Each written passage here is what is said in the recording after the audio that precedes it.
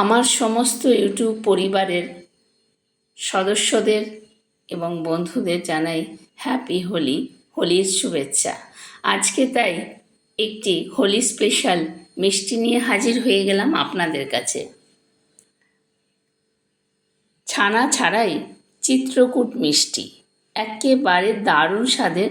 আমি এক বাটি আটা নিয়েছি, আমি কিন্তু ময়দাও নিইনি, আটা নিয়েছি। এই আটা দিয়েই বানিয়ে নেব আজকে হোলি স্পেশাল চিত্রকূট মিষ্টি।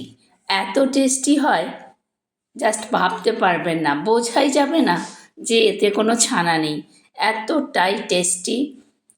দিয়ে দিলাম একটুখানি বেকিং সোডা, খুব সামান্য একেবারে, আর 1 চা চামচের হাফ চামচেরও কম দিলাম বেকিং পাউডার।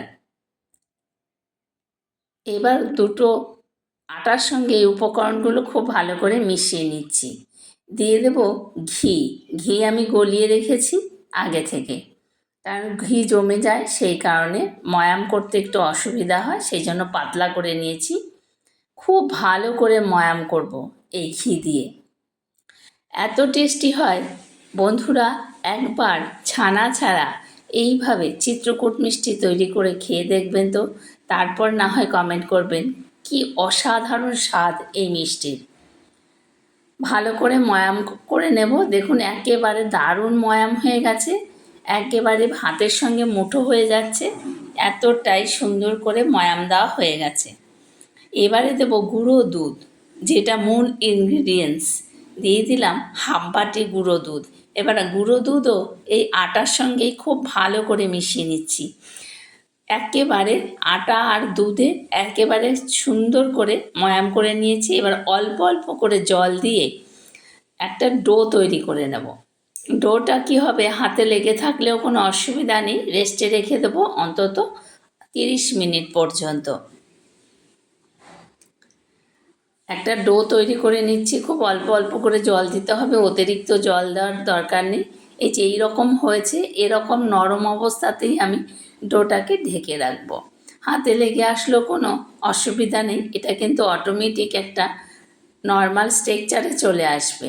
30 মিনিট পর আমি ঢাকনা সরিয়ে নিলাম, ঢাকনা দিয়ে রেখে দিলাম। এবার চলুন রস তৈরি করি। আমি এখানে 1 বাটি চিনি নিয়ে নিয়েছি, আর দিয়ে দেবো 2 বাটি জল।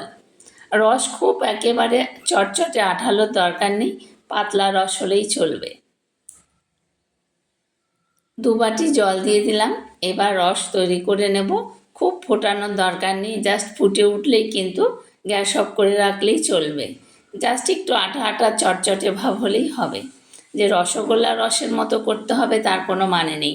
দিয়ে দিলাম 2টো ছোটো এলাচ, থেতো করে দিয়েছি আমি ফ্লেভারের জন্য। রসটা তৈরি করতে করতে আমি কিন্তু ওটা ততক্ষণ ডোটা রেস্টে রেখে দিচ্ছি। রস হয়ে যাওয়ার পর তারপরে কিন্তু আমি ওই ডোটা থেকে মিষ্টি তৈরি করব। একেবারে ইজি এই মিষ্টি তৈরি করা, কিন্তু খেতে অসাধারণ। কেউ বলবেই না যে ওর মধ্যে কোনো ছানা নেই, এতটাই টেস্টি হয় বন্ধুরা। যারা প্রথম ভিজিট করছেন যেসব বন্ধুরা, তাদেরকেও হোলির শুভেচ্ছা। আর তাদের কাছে অনুরোধ, সম্পূর্ণ ভিডিওটি দেখবেন স্কিপ না করে।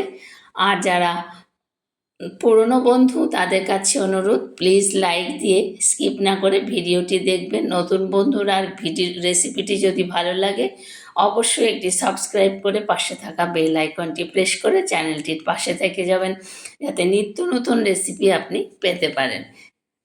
রস কিন্তু হয়ে গেছে, এবার একটা ঢাকনা দিয়ে ঢেকে রেখে দিলাম। রস কিন্তু গরম থাকতে হবে, সেই কারণে ঢাকা দিয়ে দিলাম। এইবার 30 মিনিট পর দেখুন ডোটা আমি দেখাচ্ছি, একেবারে তৈরি হয়ে গেছে ডো। দেখুন আর সেই নরম নেই। এবারে আরেকটু ভালো করে মথে নিচ্ছি ডো। ভালো করে মথে নিয়ে আমি লেচির মতন বড় বড় লেচি কেটে নেব এর থেকে। দেখুন কি সোজাভাবে এই মিষ্টিটি তৈরি করা যায়, দোকানে যাওয়ার কোনো দরকারই নেই। এত সুন্দর মিষ্টি যদি আমরা বাড়িতেই তৈরি করে নিতে পারি। 4টে লেচি করেছি বড় বড়। এবারে খুব ভালো করে মথে নেব। মধ্যে নিয়ে এরম লম্বা করে নেব। দেখুন একটা রোলের মতন আমি কিচেন স্ল্যাবটা খুব পরিষ্কার করে নিয়েছি, এর মধ্যেই নিয়ে নিলাম। দু হাত দিয়ে এরকম রোলের মতন তৈরি করে নিচ্ছি। এইবার হাত দিয়ে চ্যাপটা চ্যাপটা চ্যাপটা চ্যাপটা করে নেব। বেলার কোনো প্রয়োজন নেই। বেললে জিনিসটা খুব পাতলা হয়ে যাবে। এই মিষ্টিটা হবে খুব পাতলাও নয়, খুব একেবারে মোটাও নয়। আমি এই রকম সাইড থেকে একটু বাদ দিয়ে ত্রিভুজের মতন করে কেটে নিচ্ছি। দেখুন ঠিক এইভাবে ত্রিভুজের মতন করে দুটো সাইড দিয়েই এরকম করে করে কেটে নেব। আর বাড়তি অংশটা ফেলে দেব না, রেখে দেব। ওটা দিয়েও একটা মিষ্টি তৈরি হয়ে যাবে। সাইডের অংশগুলো দেখুন এই রকম সুন্দর একেবারে এক একটা মিষ্টি আমি শেপ দিয়ে নিয়েছি। আপনারা ইচ্ছে করলে গোল শেপও দিতে পারেন, কোনো অসুবিধা নেই। তবে আমার মনে হয় ত্রিভুজ শেপটাই চিত্রকূটে খুব ভালো লাগে, দেখতেও সুন্দর লাগে। আরও একটা আপনাদের কেটে দেখিয়ে দিচ্ছি। দেখুন এই রকম ছুরি দিয়ে, ছুরির মধ্যে কিন্তু আমি কোনো ঘি মাখাইনি। আপনারা ইচ্ছে করলে একটু ঘি বা তেল মাখিয়ে নিতে পারেন, কোনো অসুবিধা নেই। কাটাটা দেখুন একেবারে ইজি প্রসেস। দেখুন কত সুন্দর শেপ তৈরি হয়ে যাচ্ছে। হয়ে গেল চিত্রকূট মিষ্টি। আমরা ভাবতাম দোকানে কিভাবে এই মিষ্টিগুলো তৈরি করে। সত্যি বলছি মিষ্টি তৈরি করা কোনো ব্যাপারই নয়, একেবারে ইজি। এবার একটা থালার মধ্যে সব মিষ্টিগুলো তুলে নিচ্ছি। সবগুলোই আমি এরকম করে তৈরি করে নিয়েছি। দেখুন একেবারে ত্রিভুজের মতো করে।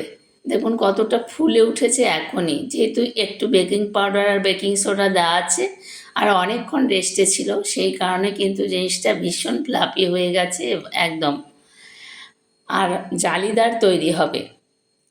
এবারে কড়াই বসিয়ে দিলাম, এর মধ্যে দিয়ে দেব পরিমাণ মতন সাদা তেল, মানে ভেজিটেবল অয়েল দিয়ে দিচ্ছি পরিমাণ মতো।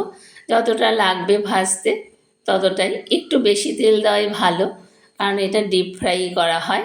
ও কম তেলে কিন্তু এটা ভাজা যায় না।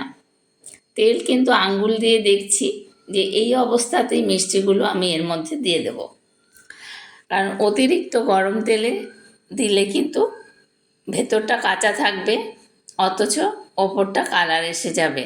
তাই গ্যাসের ফ্লেম একেবারে লো হিটে রেখে এই মিষ্টিগুলো ভেজে নিতে হবে অনেকক্ষণ ধরে।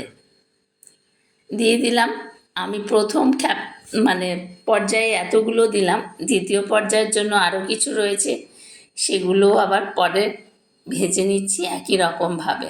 এখন কিন্তু নাড়া যাবে না, একটা পিঠে একটু রং ধরে উঠলে তারপর কিন্তু আমরা নেড়ে চেড়ে নেব।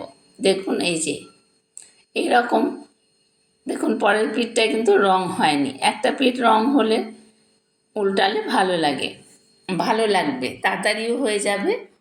এই দেখুন একটা পিঠে একটু রং হয়ে গেছে। এবার আমি উল্টে নিচ্ছি সবগুলো মিষ্টি, উল্টে পাল্টে একেবারে লাল লাল করে। গ্যাসের ফ্লেম কিন্তু বাড়ানো যাবে না, একদম কম অবস্থাতেই কিন্তু এই মিষ্টিটা ভেজে নিতে হবে ভালোভাবে। আপনারা চাইলে এর মধ্যে আরও একটু ঘি অ্যাড করতে পারতেন, তেলের মধ্যে পারেন, কোনো অসুবিধা নেই। কিন্তু আমি যেহেতু ঘি দিয়েই ময়ান দিয়েছি, তাই আর আমি অতিরিক্ত ঘি এর মধ্যে ব্যবহার করলাম না। দোলের হোলিতে আমাদের, মানে দোল পূর্ণিমায় আমাদের মিষ্টি কিন্তু তৈরি করা হয় বা কিনে আনা হয়, আমরা কিনেই খাই। তাই আমি এবার তৈরি করলাম, আজকেই কিন্তু এই মিষ্টিটা আমি তৈরি করেছি।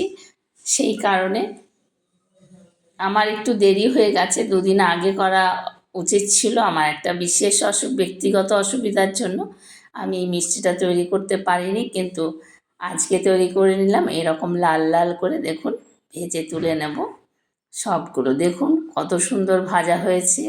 আটা দিয়েও যে এত সুন্দর মিষ্টি তৈরি করা যায়, না দেখলে বিশ্বাস করা যাবে না, বা না খেলেও বিশ্বাস করা যাবে না, এতটা টেস্টি। আপনারা ইচ্ছে করলে ময়দা দিয়েও করতে পারেন, ছানা ছাড়া ময়দা দিয়ে, সুজি দিয়েও করতে পারেন, কোনো অসুবিধা হবে না। কিন্তু আটা দিয়ে চিত্রকূট মিষ্টি জাস্ট ভাবা যায় না, এতটাই টেস্টি হয় আর হেলদি।